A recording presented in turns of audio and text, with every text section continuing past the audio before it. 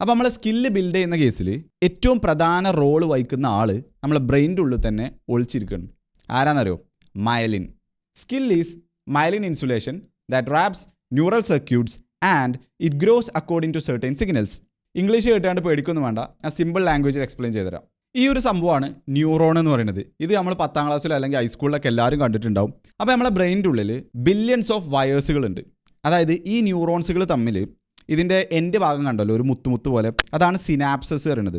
അപ്പോൾ ഒരു ന്യൂറോണിൻ്റെ സിനാപ്സും പിന്നെ മറ്റേ ന്യൂറോണിൻ്റെ തലയായിരിക്കും കണക്റ്റ് ആവുണ്ടാവുക.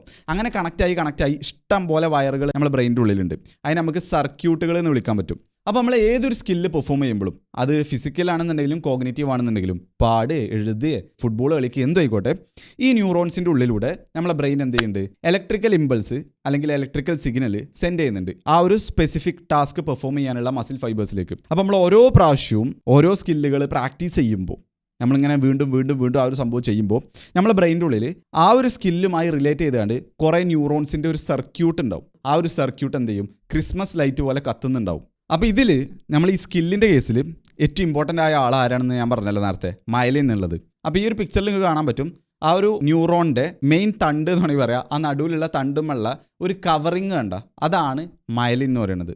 അപ്പോൾ മയലിൻ്റെ മെയിൻ റോൾ എന്ന് പറഞ്ഞു കഴിഞ്ഞാൽ ഈ ഒരു സിഗ്നൽ പാസ് ചെയ്യുന്ന ന്യൂറോൺസിനെ അതിൻ്റെ ആ നടുവിൽ റാപ്പ് ചെയ്യുക എന്നുള്ളതാണ്. എത്രത്തോളം നമ്മൾ ആ സ്കില്ല് പെർഫോം ചെയ്യുന്നോ അത്രത്തോളം ആ സ്കില്ലുമായി റിലേറ്റ് ആയ സർക്യൂട്ടുകൾ ഫയർ ചെയ്യുന്നുണ്ടാവും.